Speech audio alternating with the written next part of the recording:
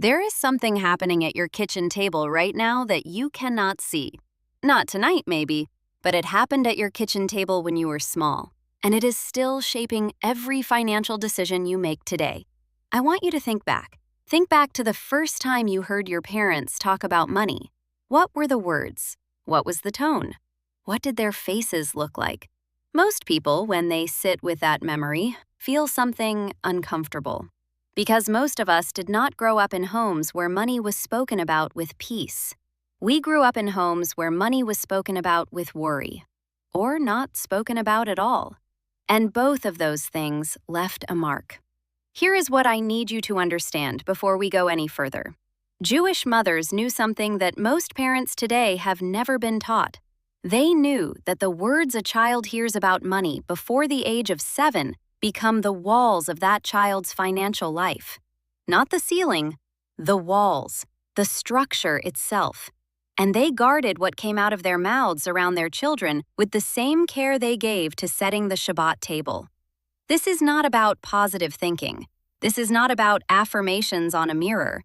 This is about a specific, practiced, ancient household rule about language and children and the flow of provision. And today I am going to tell you the 5 things Jewish mothers never said to their children about money, and what they said instead, because what they refused to say is just as important as what they chose to say. My grandmother had 7 children. 7 children in a small apartment with 1 income in a neighborhood where nobody had very much. And not once, not a single time that I can remember or that my mother ever described, did my grandmother say to those children, "We can't afford it." I asked my mother about this once when I was already grown. I said, "How did she do that? We know there were times she was stretched thin. How did she never say those words?" And my mother looked at me and said, "She didn't lie to us. She protected the channel." I didn't fully understand that then. I understand it now completely. The first thing Jewish mothers never said to their children was exactly that. We can't afford it. Think about what those 4 words actually do to a child's mind. They don't just describe a present limitation, they install a permanent identity. Can't is not a temporary condition. Can't is a wall. Can't says, this is how things are and this is how they will remain. My grandmother understood this before anyone gave it a name. So when a child pointed at something in a shop window, she would say, "That's not where our money is going right now. That's not where our money is going right now." Do you hear the difference? Not where it's going. Right now. The money exists. It has direction. It has intention. And the situation is temporary. In Kabbalah, there is a deep teaching about the power of speech called dibur. The spoken word is not merely sound. It is creative force. God spoke the world into existence. And a mother speaks the financial world of her child into existence every single day at that kitchen table. Jewish mothers took this seriously. They would not let the word can't near their children's relationship with money. Not because they were pretending, but because they understood that the word programs the child, and the child becomes the adult, and the adult lives inside whatever was programmed. The second thing Jewish mothers never did was discuss financial fear in front of their children. Picture this. Dinner is on the table, the children are eating, and there is a bill or a worry or a conversation that needs to happen about money. In many households, that conversation happens right there, at the table, in front of the children. The voices tighten, the energy shifts. The children stop eating, but they keep listening. They absorb everything. Jewish mothers had a different rule in the home. Adult financial worry belonged to adults. It was handled after the children were in bed, behind closed doors, in quiet voices if it had to be spoken at all. This was not denial. This was the protection of something precious called bitachon. Bitachon means trust, a deep, settled, unshakable trust that provision exists and that the home is safe. When a child grows up watching their parents fear money, that child builds their entire financial life on the architecture of that fear. They earn in fear, they spend in fear, they save in fear. They never quite feel like there is enough, because their nervous system learned very early that there was never enough. Jewish mothers chose to protect that inner foundation. They let the children see them managing, planning, choosing with calm.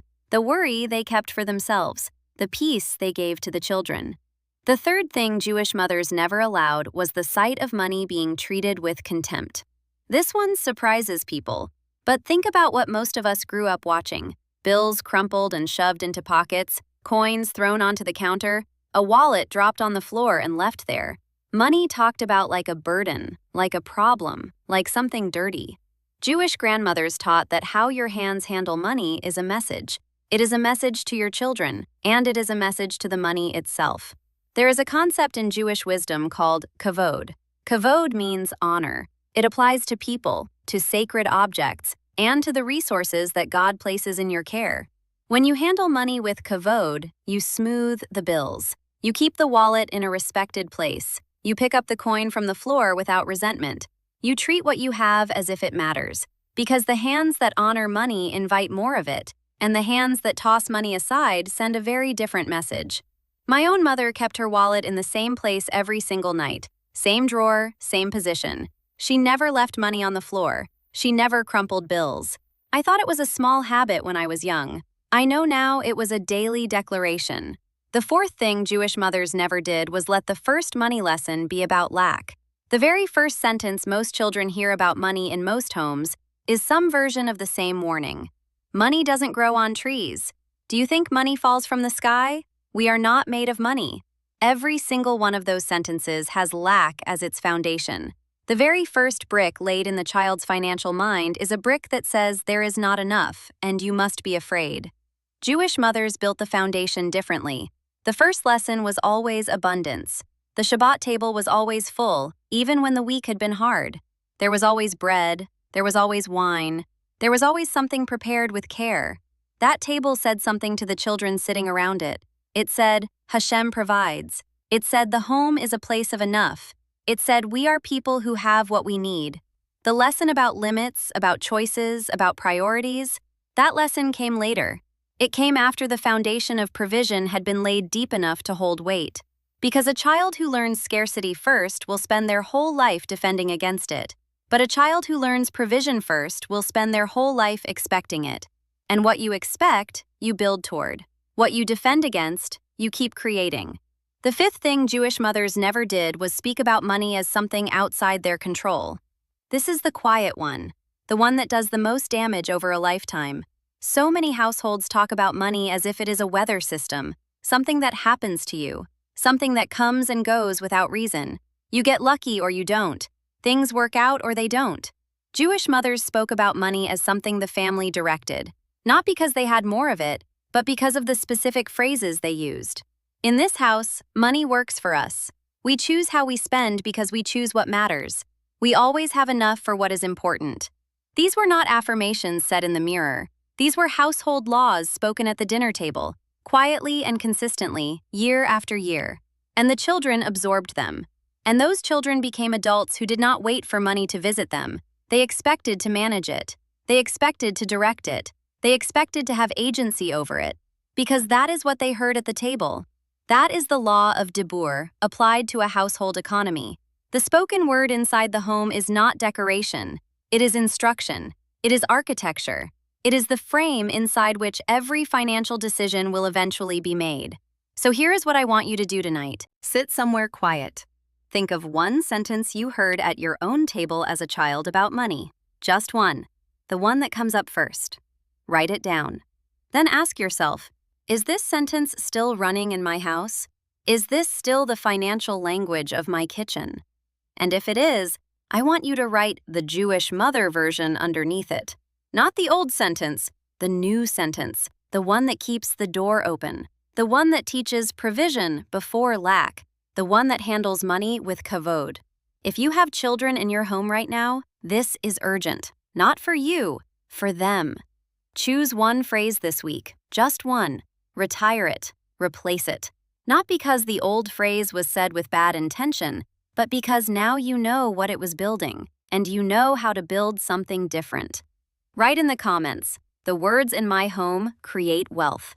Say it out loud right now if you can, because speech is not decoration. Speech is instruction. And the words that leave your mouth in your home today are already shaping the financial life of everyone listening.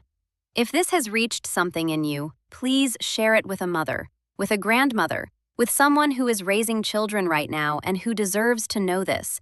Subscribe so you don't miss what is coming next, because I am going to show you what Jewish mothers keep on the dinner table every single Friday night, and why the families who removed it watched their provision quietly begin to shrink. That one is not to be missed.